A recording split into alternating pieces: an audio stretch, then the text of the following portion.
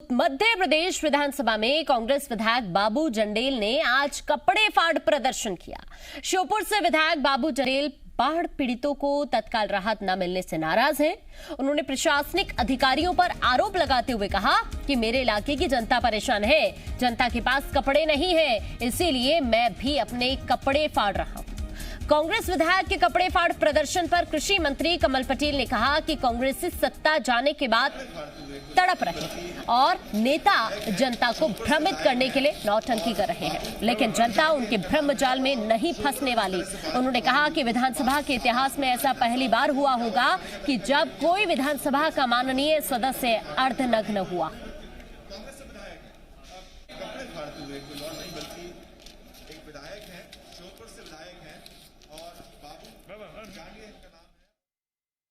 BJP के लोग कहते रहे कि श्योपुर में कोई ऐसी स्थिति अभी जिंदगी में नहीं आई, और मेरी उम्र जो है मैंने ऐसा जिंदगी में कभी तालाब नहीं देखा, बर्बादी नहीं देखी। जैसे मेरे बाद में 2 तारीख को ओवरफ्लो हो गया था, तो 3 तारीख को इन लोगों ने नेट बंद कर दिया प्रशासक ने। इसमें भाजपा का नेता बैठे थे और उनकी ये प्लानिंग थी कि अगर छोटी मोटी घटना इस बाढ़ से होगी तो हम करोड़ों का माल खा जाएंगे। तो सोच समझ के इन लोगों ने नेट बंद कर दिया। मैं गाड़ी से घूमता रहा।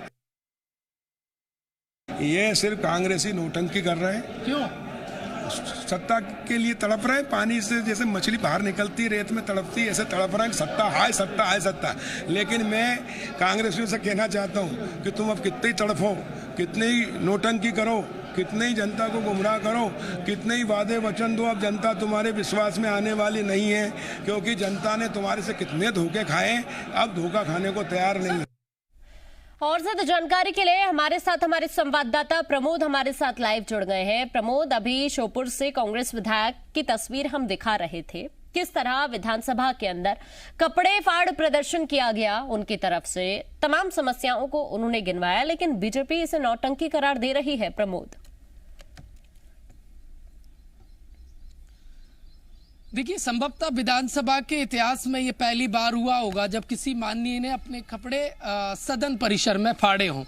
देखिए, ये पहली बार हुआ और श्योपुर से ये कांग्रेस पार्टी के विधायक हैं बाबू जंडेल, और इन्होंने कपड़े इसलिए फाड़े, ये नाराज हैं। श्योपुर में देखिए बाढ़ से जो तबाही का जो मंजर वो हमने और आपने सब ने देखा। प्रशासनिक लापरवाही देखी हमने और इसके बाद प्रशासनिक जो सर्जरी हुई वो भी देखी। अब बाबू जंडेल भी आरोप यही लगा रहे हैं कि प्रशासन वहां पर मनमानी कर रहा है। जब बाढ़ के हालात निर्मित होने जैसी खबर थी कि डैम में पानी का ओवरफ्लो हो जाएगा, प्रशासन ने पहले से तैयारी क्यों नहीं की? प्रशासनिक लापरवाही का आरोप बाबू जंडेल लगा रहे हैं और साथ ही साथ जो बाढ़ पीड़ित है उनको राहत ना मिलने और उनकी परेशानियों को लेकर उनका ये कपड़े फाड़ प्रदर्शन था। आज देखिए, विधानसभा परिसर में उन्होंने कपड़े फाड़े और उनका आरोप यह था कि जो बाढ़ पीड़ितों को तत्काल मदद मिलनी चाहिए, जो राहत की बात सरकार कह रही है, वो जमीनी हकीकत नहीं है। ठीक है प्रमोद, आप बने रहिए हमारे साथ। इसी बीच कांग्रेस से कुणाल जी हमारे साथ जुड़ गए हैं। बहुत स्वागत है आपका कुणाल जी जे मीडिया पर। ये लगातार तस्वीरें हम दर्शकों को दिखा रहे हैं कांग्रेस विधायक की कि किस तरह से कपड़े फाड़ प्रदर्शन किया जाता है विधानसभा में, लेकिन बीजेपी इसे नौटंकी करार दे रही है। आपका रिएक्शन? मुझे लगता है बीजेपी में पूरी तरीके से जिस तरह की स्थितियां हो चुकी है, संवेदनाएं खत्म हो चुकी है, लोगों की स्थितियां क्या है, परिस्थितियां क्या है, और जिस प्रकार से वहां पे हालात है कि सिर्फ एक विधायक जिस ताकत के साथ लोगों के बचाव के अंदर काम किया, जिस परिस्थितियों के अंदर काम किया, और जब लोगों को राहत की बात आई तो भारतीय जनता पार्टी के नेताओं ने एसपी और कलेक्टर को इसलिए बंद किया क्योंकि जनता ने नरेंद्र सिंह तोमर जी के सामने अपनी बात रख दी थी। क्या जनता अपनी बात रखेगी? उसके अंदर कोई गलत बात कर ली?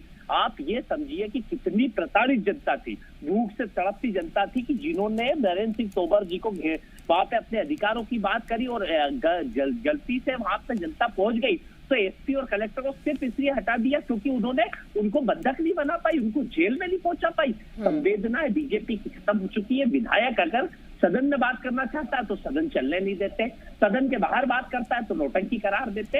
और करना क्या चाहते हैं? सत्ता और सरकार में बैठ के किस प्रकार की गुंडागर्दी करने का काम कर रहे हैं और किस प्रकार से मध्य प्रदेश की जनता को धोखा देने का काम कर रहा है, स्पष्ट रूप से ये आपको दिखता है और स्पष्ट रूप से समझ आता है। विधायक वहां के संवेदनाओं के साथ जनता की मुद्दे उठा रहा है किस प्रकार से व्यथित है विधायक कि कहीं ना कहीं उसको कपड़े तक उतारना पड़ रहे हैं जिस परिस्थितियों के अंदर वो है। पर ना तो मुख्यमंत्री के काम पे जू रेंग रही है। क्या मुख्यमंत्री को ये नहीं करना चाहिए कि विधायक इस तरीके से प्रदर्शन पे आ गया तो उससे बात करके वहां की समस्याओं के निराकरण के लिए चर्चा करना चाहिए? पर अर्थात भारतीय जनता पार्टी में है, उनके अंदर घमंड भारतीय जनता पार्टी के अंदर आ चुका, और यही कारण है कि इनको प्रदर्शन को भी कहीं ना कहीं इनको नौटंकी दिखती है। लेकिन कुणाल जी, क्या आपको लगता है कि इस तरह के प्रदर्शन से किसी तरह का कोई असर पड़ने वाला है? मुझे नहीं लगता, क्योंकि सरकार की मोटी चमड़ी हो चुकी है। महंगाई पे पूछो तो 15 अगस्त 1947 का नेहरू जी का भाषण याद दिलाते हैं। सदन के अंदर बात करो कि महंगाई, पेट्रोल डीजल पे वेट कम करोगे नहीं तो कमलनाथ जी याद दिलाते। मतलब किस तरह की घमंड आ चुका है। ये तो मूल मुद्दे हैं कि इतनी बड़ी त्रासदी हुई जिसके ऊपर चर्चा करके राहत की बात सदन में करनी चाहिए थी। महंगाई सुरक्षा की तरफ मुंह फाड़ रही है, पेट्रोल के डीजल दाम की बढ़ते जा रहे हैं, पर सरकार उस पर चर्चा करने की बजाय एक तो पहले ही छोटा सत्र श्रद्धांजलि की बात सत्र ही खत्म कर दिया। मतलब आज समझे संवेदनाएं खत्म हो चुकी है और कितनी डरी हुई सोच सहमी हुई सरकार है कि कभी एसपी को हटा देते हैं, कभी कलेक्टर को हटा देते हैं, क्योंकि वो जनता को रोक नहीं पाते। और दूसरी चीजें, जब वहां पे अपने अधिकारों की बात करने विधायक सदन के अंदर जाते हैं तो सदन को नहीं चलने देते।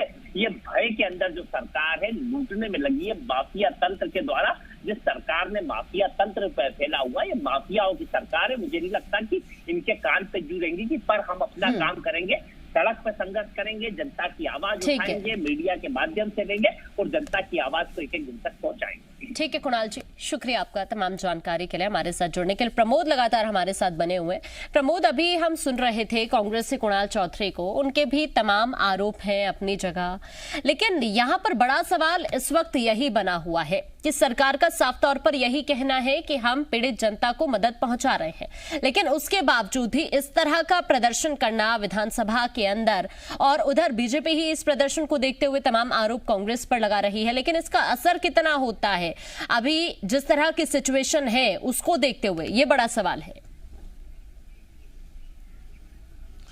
देखिए, बाबू जंडेल विपक्षी पार्टी के नेता हैं। उनको देखिए अपनी क्षेत्र की जनता की समस्या रखने का अधिकार है और उन्हें वो संवैधानिक तरीके से रखना चाहिए। वो जनप्रतिनिधि हैं। इस तरीके से सदन में कपड़े फाड़ना मुझे लगता है कतई ये सदन की गरिमा के अनुरूप नहीं है। और दूसरी बेहद अहम बात है, आप देखिए कुणाल चौधरी के बयान जो अभी उन्होंने बोला है फोनों में, और दूसरा बाबू जंडेल के बयान को देखिए, दोनों के बयान में बहुत अलग अलग बात कही गई है। एक देखिए, प्रशासनिक जो कलेक्टर एसपी को बदले गए उन पर भ्रष्टाचार का आरोप बाबू जंडेल लगा रहे हैं। उन्होंने बाइट में भी ये बात कही है। दूसरी, कुणाल चौधरी कह रहे हैं कि उनको सरकार ने हटा दिया क्योंकि वो सरकार के मंशा के अनुरूप नहीं कर रहे हैं। तो कुणाल चौधरी और बाबू जंडेल में आपस में देखिए कम्युनिकेशन तो नहीं है, क्योंकि दोनों के बयान अलग अलग हैं।